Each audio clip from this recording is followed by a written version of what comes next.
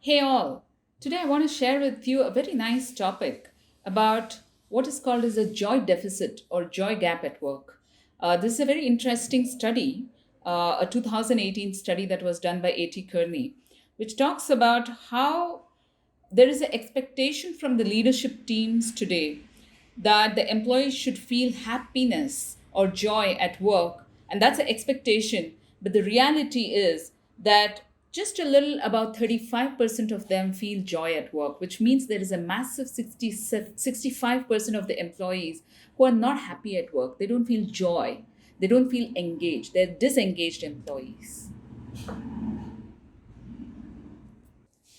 Let me tell you why employees feel disengaged. Human nature intrinsically seeks joy, right? We want to feel a sense of purpose. We want to feel a sense of connection with the work that we do and the people that we work with. And when you do not provide the right kind of a framework and environment for employees to feel that joy or feel that connection and feel engaged by their jobs, disengagement is the outcome, right? This survey by A.T. Kearney talks about three main factors of disengagement: the harmony factor, the impact or the outcome visibility, and the recognition or the acknowledgements that you need to provide for the employees.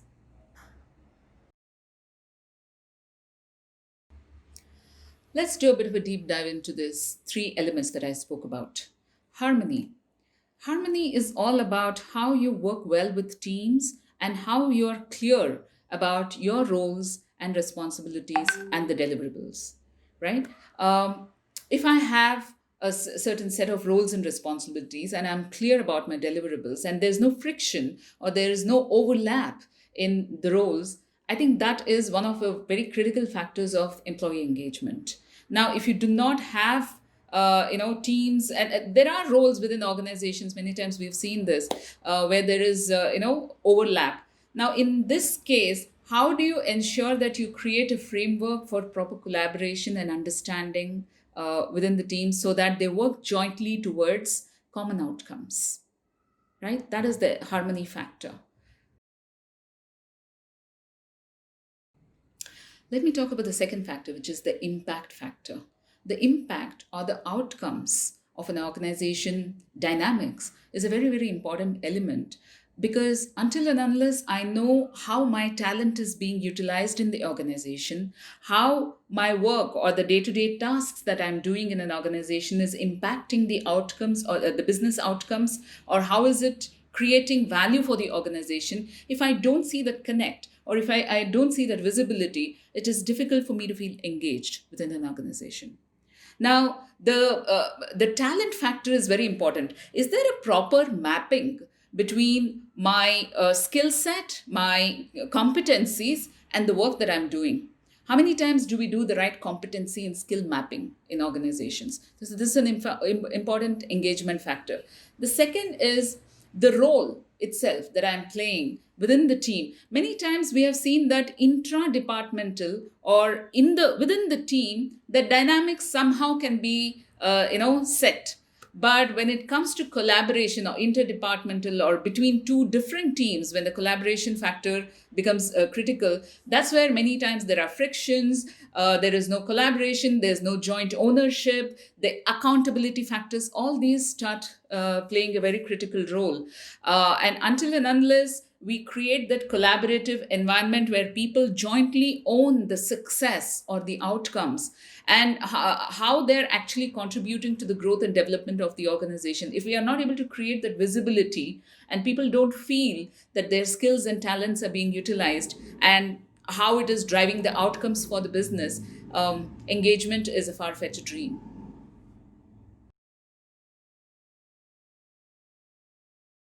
The last element, which is the acknowledgement or the recognition element, I think that is the most important element, because until and unless you're creating a collaborative environment where there is shared ownership of outcomes and there are celebrations of success, as much as there is, course corrections that happen when, things don't work the way it was planned. Even successes have to be celebrated jointly, right?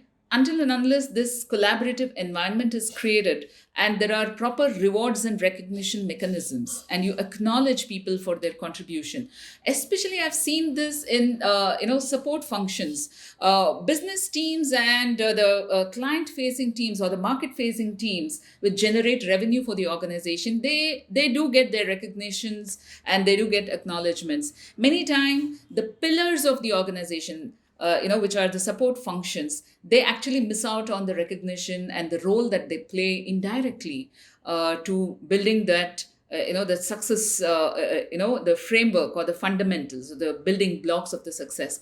Their contribution also has to be recognized. So, how are you creating that reward and recognition framework where success is celebrated jointly, success is owned jointly, and each and every individual who has contributed to the outcome directly or indirectly is acknowledged and recognized? How are you doing that within your organization? Several of these organization challenges and the employee disengagement elements can be addressed with three things: the right organization design, the right culture, and the right goal management framework. And from our experience, we have seen several organizations implement OKRs, which is a beautiful organization transformation framework to identify many of these gaps and the process challenges that may be embedded or hidden, right? And they address those challenges.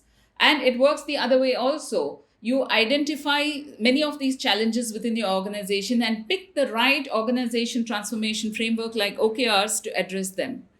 Either ways, I think for to be able to create a workplace of future which has engaged employees, which can address market, which can respond to market changes dynamically, and which can be prepared for the uncertainties that this COVID times has brought. I think it is very important to address several of these embedded challenges within the organization through helping employees find the right alignment, to create the right transparency within the organization, and also manage their goals, which are completely aligned to the organization and their department goals. How do you get them to be engaged and feel that their talent and skills are being rightly utilized within the organization? So I think it is important to have a right organization transformation framework like OKRs, but it's also very important to do it the right way, right? There are several organizations that embark on an OKR journey. We have seen that, and they drop it halfway, right? That's because the OKRs are simple, right? To implement OKRs the right way, I think, is the challenge, and organizations which have done it the right way with the right steps and the right processes have found great success. So, how are you transforming your organization? How are you engaging your employees? And how are you bringing joy back at workplace? Please share your thoughts in our comments section below. We'll see you soon again with more interesting topics like this.